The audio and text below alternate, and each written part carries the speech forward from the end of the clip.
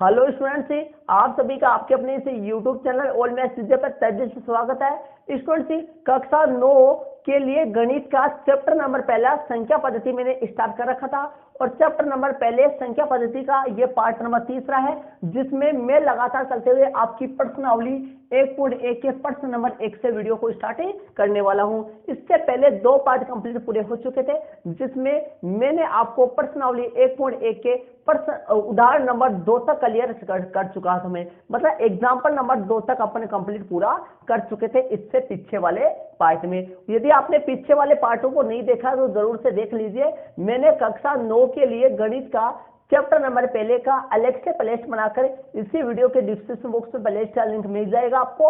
उस प्लेलिस्ट में आपको प्रत्येक पार्ट मिल जाएगा, तो वहां पे जाके आप उस वीडियो को जरूर उन वीडियो को जरूर से देखें यदि आपने नहीं देखा है। क्योंकि स्टूडेंट्स, यदि पार्ट वाइज आप वीडियो देखोगे तो आपके कंप्लीटली पूरा समझ में आएगा, क्लियरिटी अच्छी तरीके से समझ में आएगा। और साथ ही अपनी फेयर नोटबुक डाल लीजिए, अपनी पहले रफ नोटबुक में ऐड कर लीजिए, उसके बाद में फेयर नोटबुक में ऐड कर लीजिए। फेयर नोटबुक बना लीजिए ताकि आप अच्छी तरीके से क्लियर कर सके। तो चलिए वीडियो को अपन स्टार्ट करते हैं। ये पार्ट नंबर तीसरा है, जिसमें मैं आपको आपकी प्रश्नावली 1.1 के प्रश्न नंबर 1 से वीडियो को स्टार्ट करने वाला हूं। आपके सामने प्रश्न नंबर पहला है। प्रश्न नंबर पहले को पहले समझते हैं, उसके बाद में अपन इसको हल करेंगे। देखिए क्वेश्चन आपके सामने है, चलिए ध्यान दीजिए। क्या शून्य एक परिमेय संख्या है? क्या शून्य एक परिमेय संख्या है? क्या इसे आप p बटा q के रूप में लिख सकते हैं, जहां p और q पूर्णांक है और q नॉट इक्वल 0 है?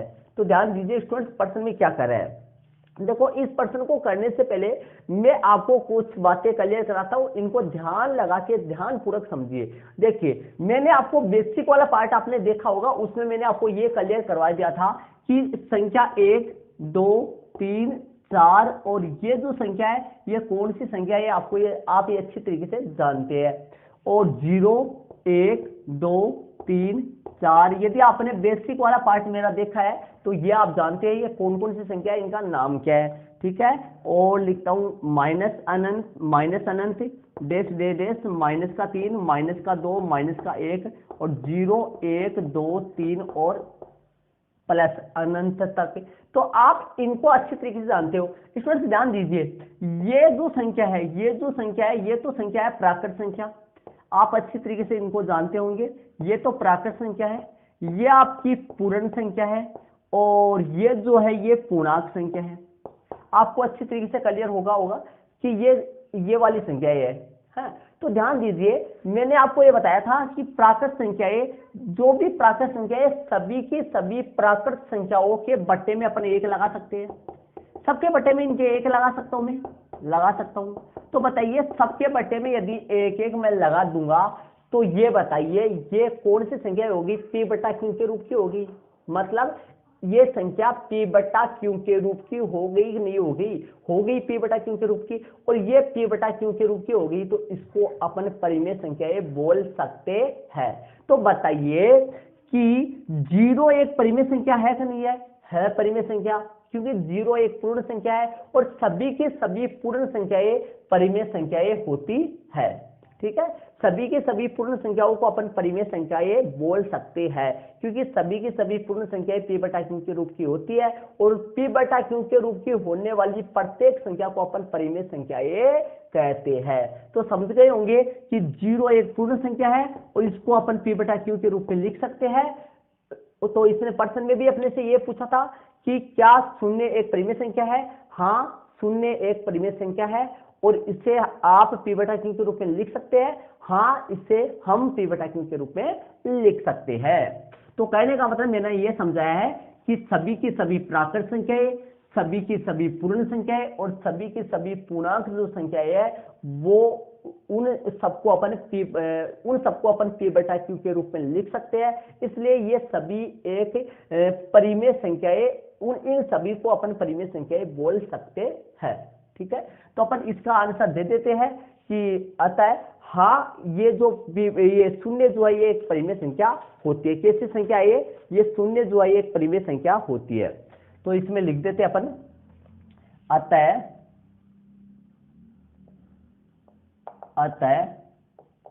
हाँ अतः हाँ शून्य जो है, अतः हाँ शून्य एक परिमेय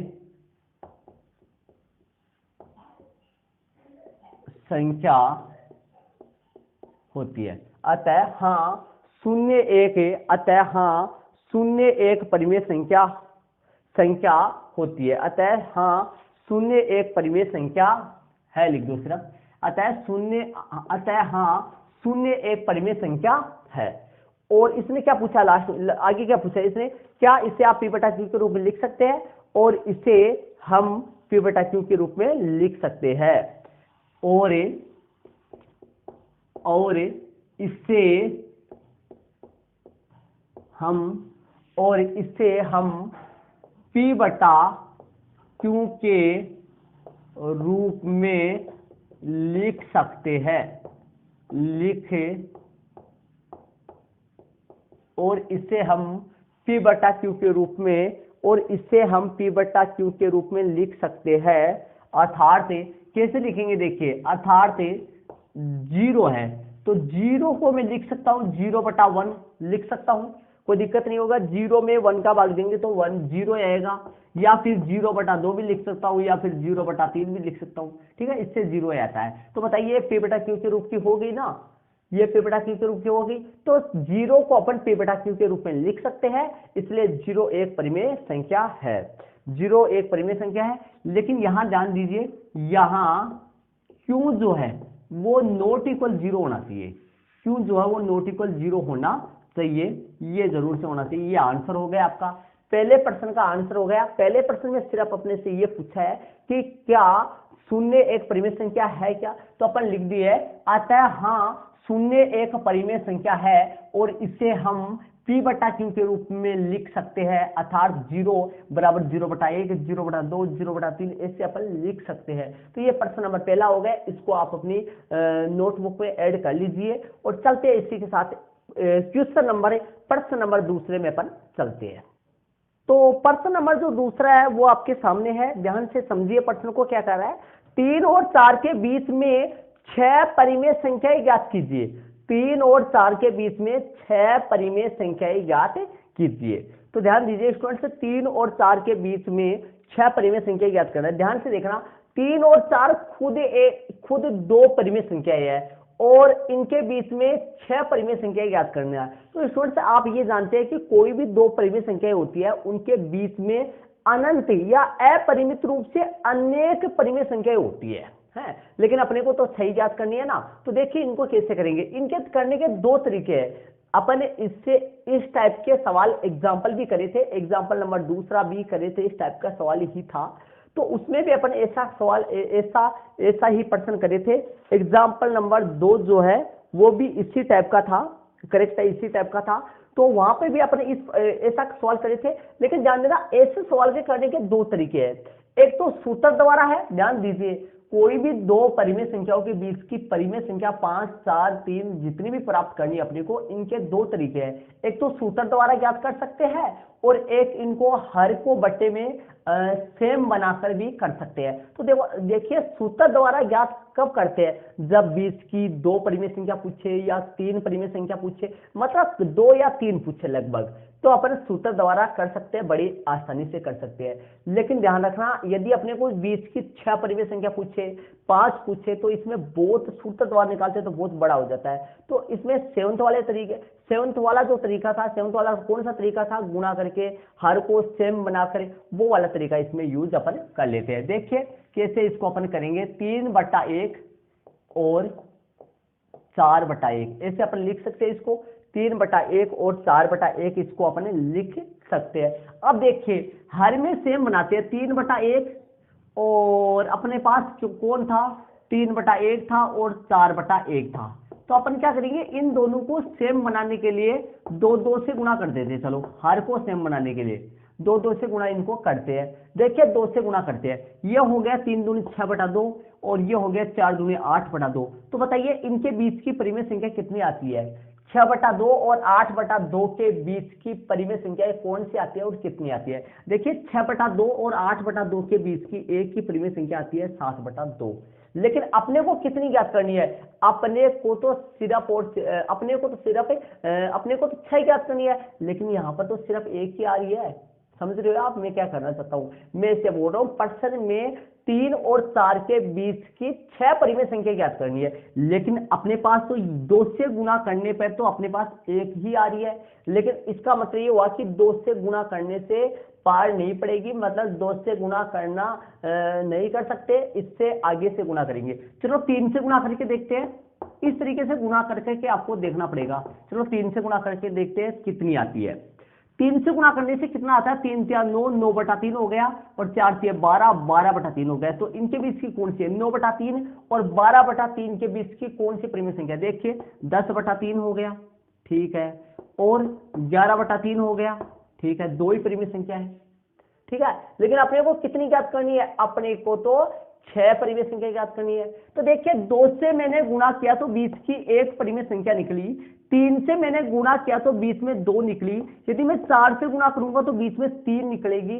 समझ रहे हो मैं क्या करना चाहता हूं, यदि मैंने 2 से गुणा किया तो बीच की 1 परिमेय संख्या निकली, यदि मैंने 3 से गुणा करके देखा तो बीच की 2 परिमेय संख्या निकली, यदि मैं 4 से गुणा करूं तो बीच की 3 परिमेय संख्या निकलेंगी, और यदि मैं 5 से गुणा करूंगा तो 4 निकलेंगी, और 6 से गुणा करूंगा तो 5 निकलेगी, और यदि मैं 7 से गुणा करूंगा तो 6 निकल जाएगी। किससे गुणा करना पड़ेगा, मेरे को 7 से गुणा करना पड़ेगा।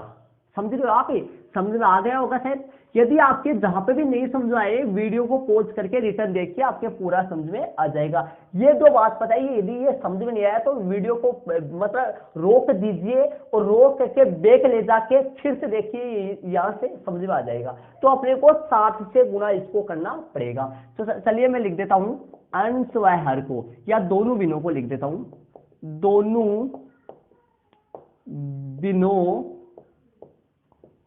को 7 से, दोनों बिनों को 7 से, दोनों बिनों को 7 से गुणा करने पर, दोनों बिनों को 7 से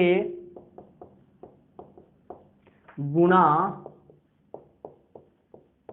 दोनों बिनों को 7 से गुणा करने पर, चलिए गुणा कर देता हूं, 3/1 7/7, और 4/1 7/7 कर देता हूं गुणा। चलिए गुणा करते हैं, 7 के 21 21/7, और 7 चौक 28 28/7 के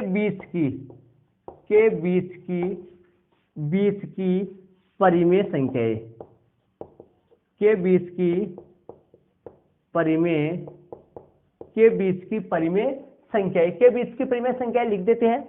इनके बीच की परिमेय संख्या कौन सी होगी, 21/7 और 28/7 के बीच की परिमेय संख्या है।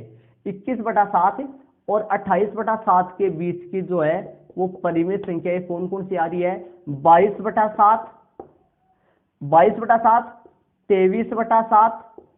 23/7, 24/7, 25/7, इस तरीके से चलता रहेगा, ध्यान रहे, है ना। लेकिन आपको टोटल इसमें चाहे जरूरी नहीं इसमें 6 लिखो, लेकिन इनके बीच में ये ऐसे चलती रहेगी। आप पूरी लिखना चाहो तो पूरी लिख दो, 2 और है 26/7 और 27/7, ये हो गया, ठीक है। इनके बीच की आएगी, लेकिन पर्सन के अनुसार अब ये तो 21/7 और 28/7 के बीच की परिमेय संख्या है, लेकिन अपने को तो 3 और 4 की है ना। तो आता वाली लाइन में लिख देता हूं मैं, आता वाली लाइन क्या आएगी, आता है 3 और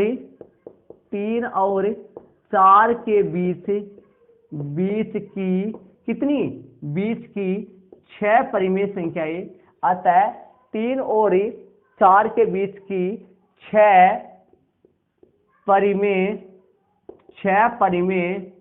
संख्याएं, 3 और 4 के बीच की 6 परिमेय संख्याएं लिख देते हैं। 3 और 4 के बीच की 6 परिमेय संख्याएं कौन कौन सी है, 22/7, 23/7, 24/7, 25/7, 26/7, और आपका कौन सा है 27/7। ये अपना स्टूडेंट्स आंसर हो गया 27/7 तक।